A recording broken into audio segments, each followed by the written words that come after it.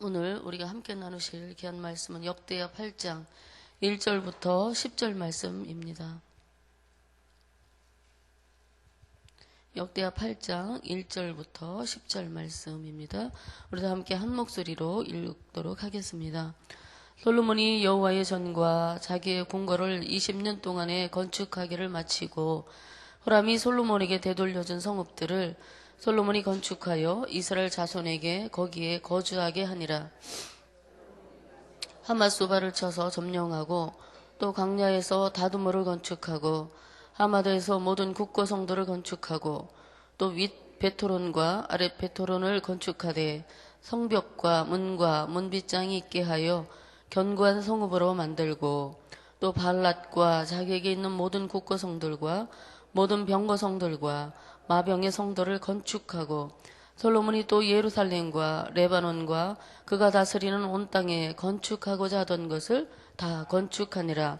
이스라엘이 아닌 헷 족속과 아모리 족속과 브리스 족속과 히이 족속과 여부스 족속의 모든 자 곧 이스라엘 자손이 다 멸하지 아니하므로 이 땅에 남아있는 그들의 자손들을 솔로몬이 역군으로 삼아 오늘에 이르렀으되 오직 이스라엘 자손은 솔로몬이 노예로 삼아 일을 시키지 아니하였으니 그들은 군사와 지휘관의 우두머리들과 그의 병거와 마병의 지휘관들이 됨이라.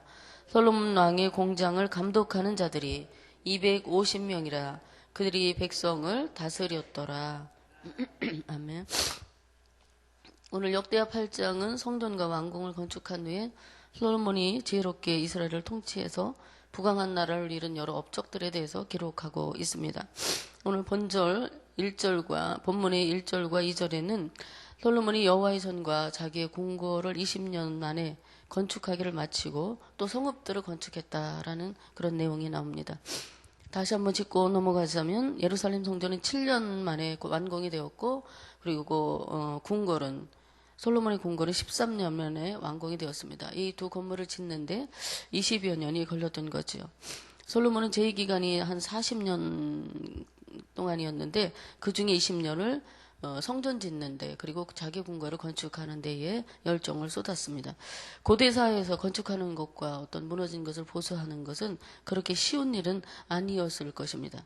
그러나 솔로몬은 성전 건축과 자기 왕궁을 20년에 걸쳐서 끈기 있게 계획성 있게 인내로 건축했던 것 같습니다. 오늘날 건축법이 많이 발전했어요. 그래서 단기간에 집 하나가 어느새 땅을 팠나? 근데 지나다 보면 벌써 건축을 마친 것을 보게 되지요. 그런데 오늘날 우리에게 집을 짓고 성전을 짓는데 20년을 보내라고 한다면 아마 굉장히 지루하고 힘들 것 같습니다. 우리 교회도 건축 시작하고 3년 만에 완공이 되었잖아요. 이렇게 큰 어마어마하게 큰 만평 성전 짓는데도 한 3년이 걸렸는데 그 당시에는 성전과 궁궐 짓는데 한 20여 년을 소요된 것 같습니다. 그렇게 20년을 우리에게 보내면서 지루해 기다리라고 하면 참 어려울 것 같습니다. 왜냐하면 시대가 빠름에 익숙해져서 느린 것을 수용하지 못하게 되었습니다. 무엇이든지 빨리빨리 속성으로 끝내기를 좋아하는 그런 시대를 우리가 살고 있는데요. 그래서 그런지 우리의 인내하는 그런 마음도 좀 약해진 것은 사실입니다. 오래 기다리지 못합니다. 장기간 계획을 세우는 것을 피하게 됐지요. 단시간에 건축이든 확장이든 정복이든 모두 빨리 마치기를 원하는 시대를 우리가 살아가고 있습니다. 여행을 해보셔서 알겠지만 고대 건축 양식을 보면 그 당시 어떻게 사람의 힘으로 이렇게 큰 돌을 쌓아 올렸을까, 저렇게 크고 단단한 돌을 깎아서 정교한 조각들을 새겨 넣었을까, 이렇게 보면 참으로 감탄을 자아내는 그런 고대 건축물들을 보게 됩니다. 그 당시에 사람들의 인내심과 기술을 감탄하게 하는 그런 것들이죠. 그래서 오랜 시간 공을 들여 만든 것들이기 때문에 수백 년, 수천 년이 지나도 모진 세월의 풍파를 잘 이겨내고 있는, 버티고 있는 그런 모습들을 보게 됩니다. 너무 급하게 살지 않았으면 좋겠어요. 너무 바쁘게 살지 않기를 바랍니다. 급하면 넘어지기 쉽고 너무 바쁘면 보지 못하는 것들이 많기 때문입니다. 천천히 쉬어가도 여유 있는 마음을 가지고 가도 충분히 우리는 인생길을 걸어갈 수 있습니다. 그러니까 너무 급하게 바쁘게 그렇게 살지 않았으면 좋겠습니다. 저 자신에게도 좀 해주고 싶은 이야기예요. 그러다 보니까 여유 있게 누군가를 돌보고 그리고 누군가를 섬기고 누군가를 배려하는 일에 참 이렇게 뭐라 그럴까요? 인색해지는 것 같아요. 너무 바쁘다 보니까. 그래서 좀 여유롭게 걸어갈 수 있었으면 좋겠다라는 마음을 저도 갖고 있습니다. 그리고 솔로몬은 성전과 왕궁 건축을 후원한 두로의 후라망에게 북방에 위치한 20개 성읍을 주었어요.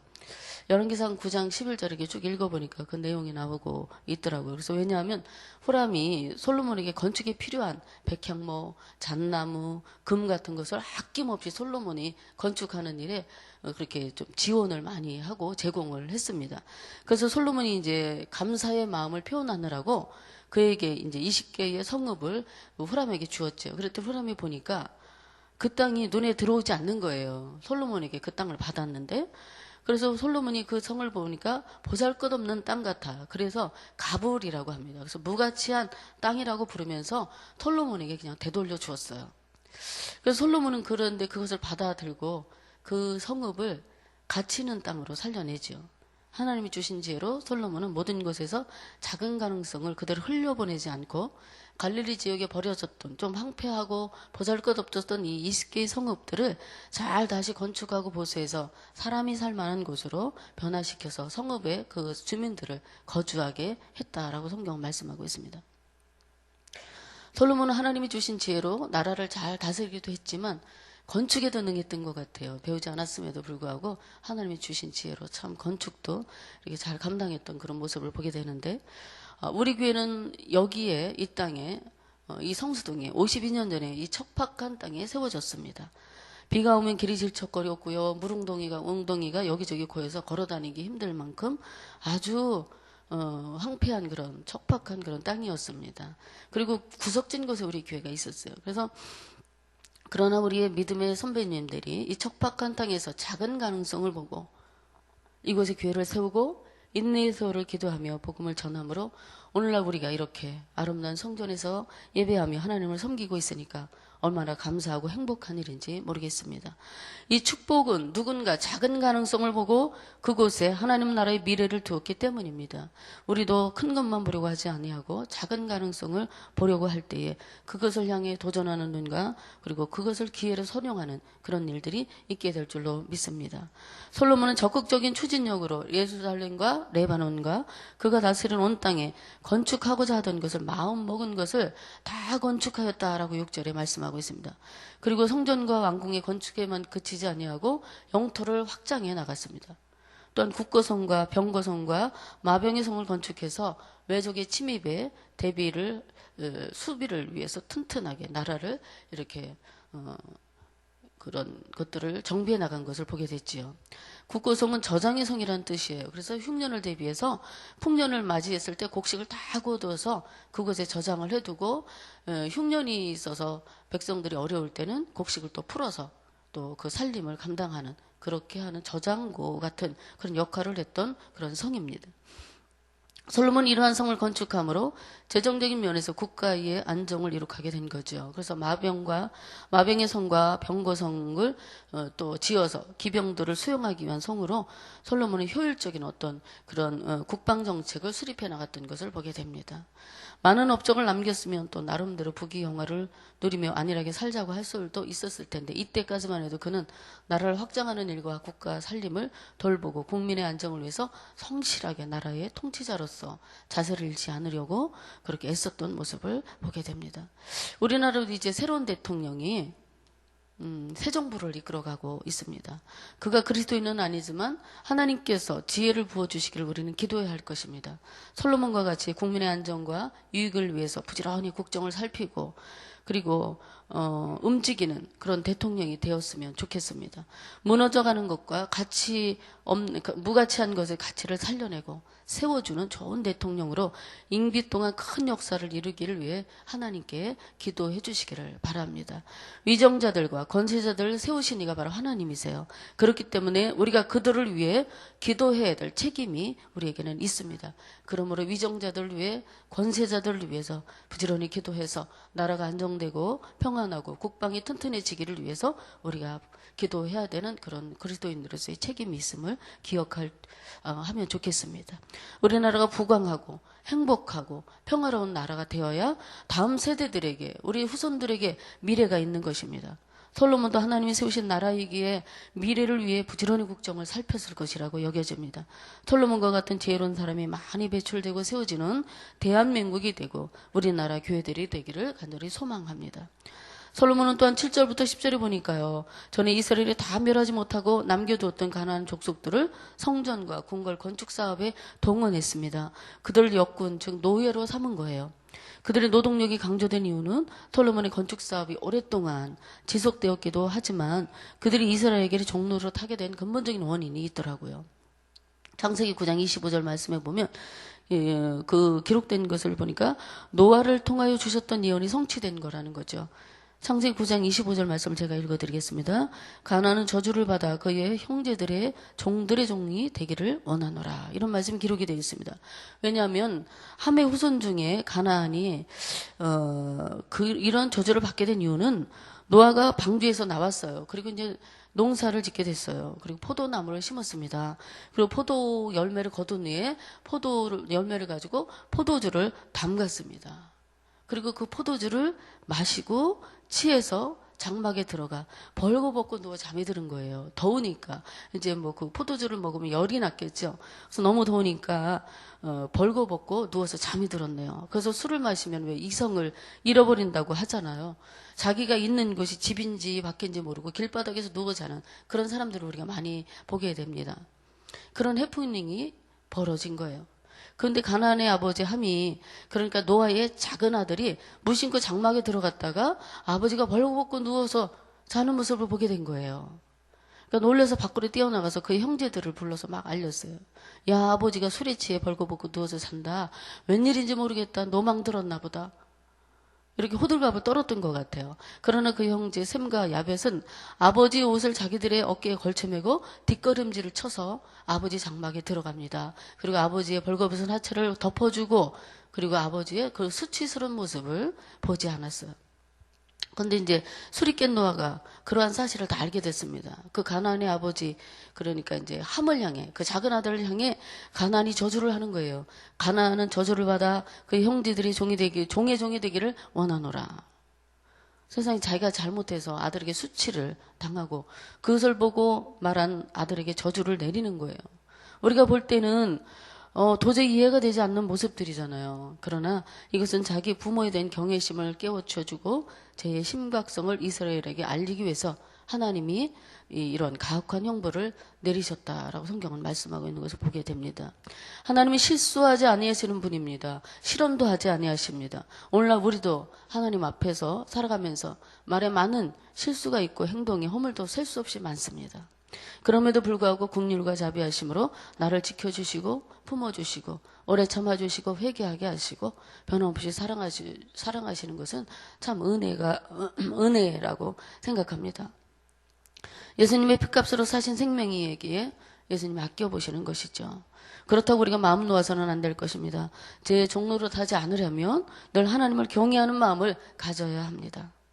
제 심각성을 깨달아야 됩니다. 주님의 십자가 앞에 제 짐을 내려놓아야 합니다. 우리 후대를 위하여 하나님을 경외하고 부모님을 경외해야 하는 줄로 믿습니다.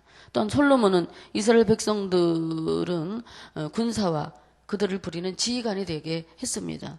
이것은 이스라엘 사람을 종으로 부리지 말라고 말씀하신 그 말씀에 순종한 것이죠. 레위기 25장 39절 말씀에 보면 너와 함께 있는 내 형제가 가난하게 되어 내게 몸이 팔리거든 너는 그를 종으로 부리지 말고 라고 말씀합니다. 이 말씀을 솔로몬이 기억하고 따르게 된 거지요. 하나님의 말씀을 기억하는 것이 참 중요합니다. 기억해야 하나님의 말씀을 지킬 수가 있기 때문입니다. 솔로몬은 마음속에 하나님을 경외하고 말씀을 기억했던 것입니다. 이렇게 하나님의 백성은 하나님의 언약에 의하여 그들의 신분이 보장되었고 하나님은 그 언약을 따라 행하는 자를 축복하십니다. 그러므로 오늘날 우리는 하나님의 말씀의 언약을 기억하고 말씀을 따라 순종함으로 하나님 앞에 축복 가운데 거하는 그러한 주의 거룩한 백성이 돼야 되는 줄로 믿습니다. 솔로몬 시대에는 많은 남은 가나안 족속을 또 노예로 부렸습니다. 그러나 이스라엘이 영적으로 약해졌을 때, 하나님을 떠났을 때에는 블레셋이나 이방 민족으로부터 고통을 당했습니다. 포로로 노예 생활을 하게 되는 그런 모습을 보게 됐죠. 이처럼 우리가 영적으로 약해지면 사단의 세력에 의해 괴롭힘을 당하게 돼요. 그러나 영적으로 강하면 우리는 악한 사단을 다스릴 수 있습니다.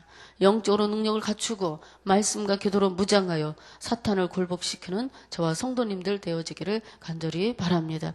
솔로몬처럼 마음의 선한 뜻을 품고 끝까지 하고자 하는 일들을 잘 감당하게 되기를 바랍니다. 하나님께서 솔로몬처럼 지도자들을 축복하셔서 태평성대를 누리는 우리 대한민국이 되기를 소망합니다. 우리도 선한 일에 마음껏 하고 싶은 대로 쓰임받는 복되고 아름다운 인생길이 되기를 간절히 소망하며 복비러 드립니다. 함께 기도하겠습니다. 사랑하는 아버지 참 감사합니다. 우리에게도 솔로몬과 같은 지혜를 주셔서 나라와 민족을 위해 마음껏 쓰임받기를 원합니다. 우리 가정에 허락하신 자녀손들이 복된 사람 복된 손길로 쓰임받기를 간절히 소원합니다. 우리나라가 솔로몬이 다스리던 나라처럼 복되고 형통한 나라가 되길 원합니다. 우리 교회들이 말씀을 소중히 여기며 순종하여 복의 통로로 쓰임받게 하여 주옵소서. 이 새벽에 우리 모두에게 마음의 소원을 더해 주시고 우리 인생길 다가도록 주님과 동행하며 복되고 아름답도록 축복 내려 주옵소서. 감사드리오며 예수님의 이름으로 기도 올려옵나이다. 아멘. 다 함께 공동기도문 선교입니다. 모든 민족과 나라에 십자가의 복음을 전하도록 온 세계 12개의 선교센터를 세우게 하옵소서.